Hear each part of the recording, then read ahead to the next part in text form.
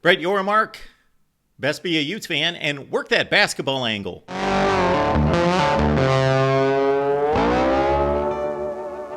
Appreciate you stopping by for the best in discussion, debate, and analysis right here at the Voice of College Football. Please like the video and subscribe. Big 12 Commissioner Brett Yormark addressing the media this week concerning his disappointment with the revenue distribution split between the Big 12 versus what the SEC and the Big 12 will be yielding, and his optimism about a look ahead, the look in coming in 2028. Let's get to the comments from Brett Yormark. As reported by Heather Dinich of ESPN, Yormark said he, quote, was not happy with the league's recently negotiated revenue distribution plan from the college football playoff, but he remains confident in the future of the conference while recognizing the football teams have to perform at a higher level. In mid-March, all 9 FBS conferences and Notre Dame leadership agreed to the next CFP contract, which will begin in 2026 and further separate the Big Ten and the SEC financially from the other leagues. Big Ten and SEC schools will receive $21 million annually. ACC schools will get more than $13 million, while the Big 12 schools will get more in the range of $12 million annually. Yormark said he pushed for a, quote, look-in 2028, which is halfway through the 6-year deal and gives the FBS commissioners an opportunity to reevaluate the economics and, quote, see whether or not anything should be modified or adjusted. That could be termed as a good move by Yormark and his counterparts in the other leagues other than the SEC and the Big Ten. It could also be determined to be a risky move. We will go over the financials as they stand right now, and we'll continue through the first half of this contract. Let's consider that the SEC and the Big Ten, as we will outline here in just a second, have certainly justified this revenue distribution gap. Quote, having the look-in made sense for a lot of different reasons, said Yormark, who spoke to a small group of reporters Wednesday at the annual Fiesta Spring Summit. I certainly was not happy with the distribution. I guess you could say in some respects I was satisfied. It was fine, but certainly not happy about it. And I don't think our ADs or our coaches are either, but we're going to continue to invest for the right reasons. We're going to continue to build football.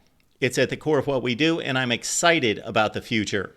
Let's understand that every conference commissioner has to be excited, has to be optimistic, has to be confident on the surface and to the media. Of course, you can't say, we're worried, we're concerned, we don't believe we're justified. Of course, he's got to take this stance publicly. Let's see if it's justified in terms of being concerned or being optimistic.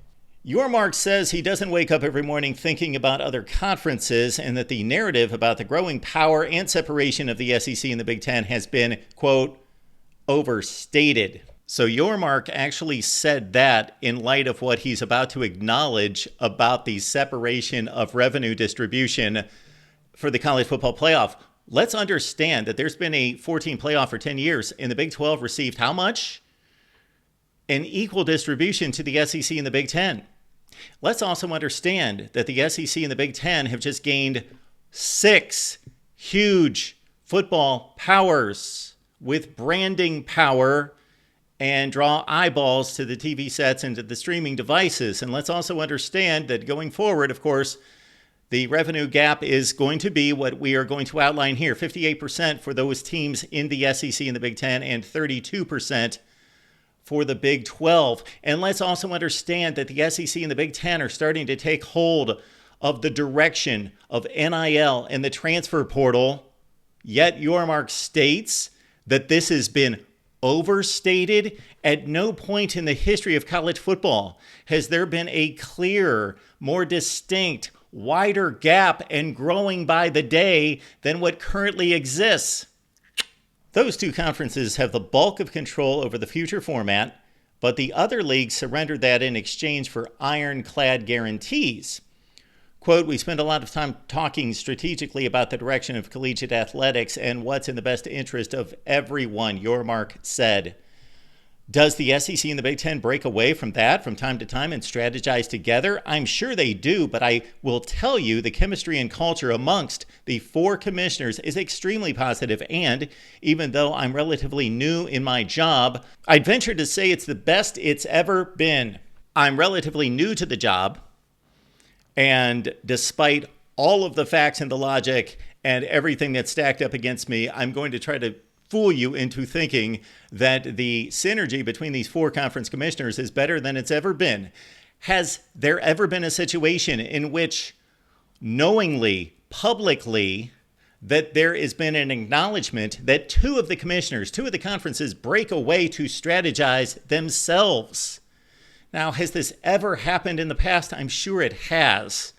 But it's not been acknowledged. It's not been formally. It's not been in such a way that it's now public knowledge that the SEC and the Big Ten strategize by themselves. That should be of concern to Yormark, and I'm sure it is. Also, for him to state that he's relatively new to the position, yes, you are. Therefore, it's impossible for you to state that the cooperation between the four conference commissioners is better than it's ever been, and you are sure of that? I'm actually pretty sure just the opposite. The CFP will unveil a 12-team format this season and next, but Yormark and the other commissioners on the CFP Management Committee have not determined what the sports postseason will look like in 2026 and beyond. There is strong momentum within the room for a 14-team field, and the commissioners did agree that there would be at least 12 teams in the future. Yormark said more access for student athletes is a, quote, great thing, but there is no timeline for deciding the future format and does not expect any decisions, quote, in the foreseeable future. If we end up going to 14 and we can further enhance the championship experience for more teams and more student athletes, that's great, Yormark said. And I'm going to continue to bet on the Big 12, and we're going to take some of those at-large spots. In theory, more is good, but the proof is in the details, and I'm excited to see how this year plays out at 12.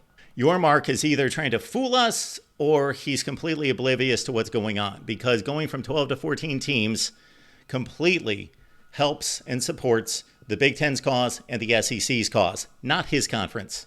Because think about it in two different directions. Going from 12 to 14, that's two additional at-large spots.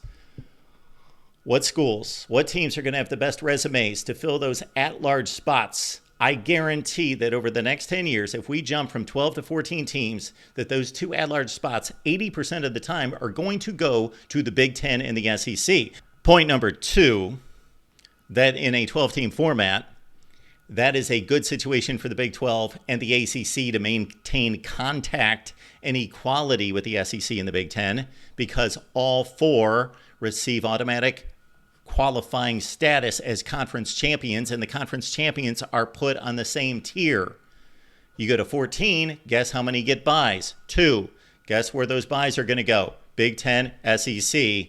Yormark said he'd like to see the pros and cons of the 12-team format first before trying to modify it. Quote, it wouldn't be a bad thing to just play it out this year, but I'm just one of many, he said. We'll collectively make that decision, end quote.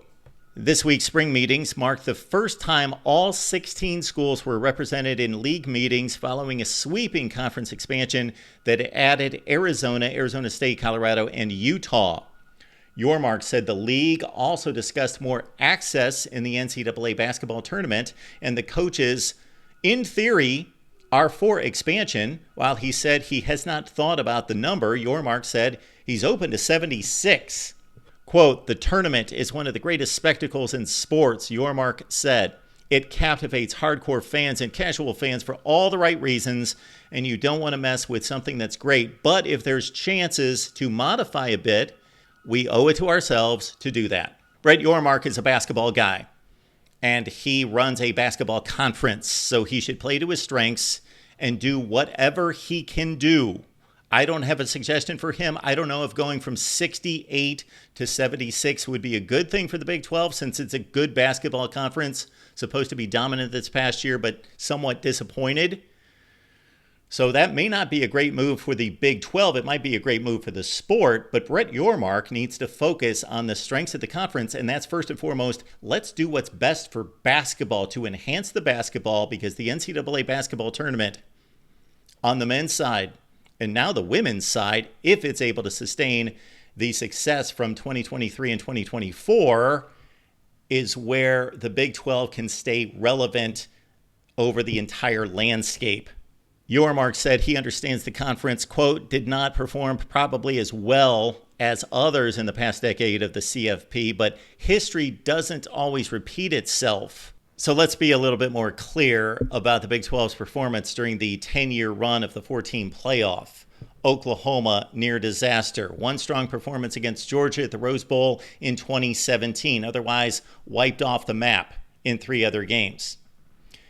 When we look at Texas, of course, they accomplished much this past season in conference, put up a strong effort against Washington, played it down to the wire, so not an embarrassment there despite the loss by Texas. However, those 2 teams are SEC teams now.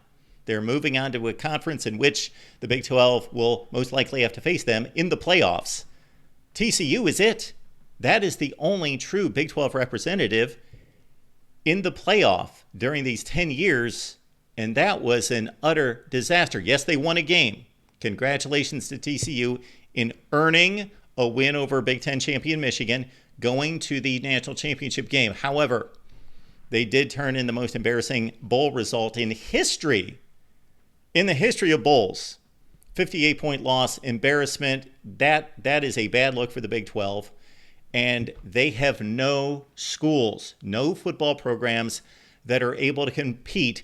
The one rare possible exception could be what Kyle Whittingham has built at Utah.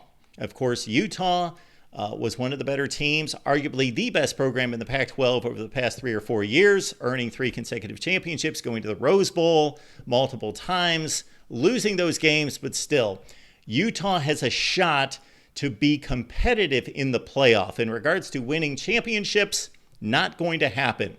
Oklahoma State's probably going to reach some playoffs, Kansas State as well. Getting a second team into the playoff should be a main concern and initiative for this conference and Brett Yormark, because it is not stacking up well for the Big 12, and that is easy to see.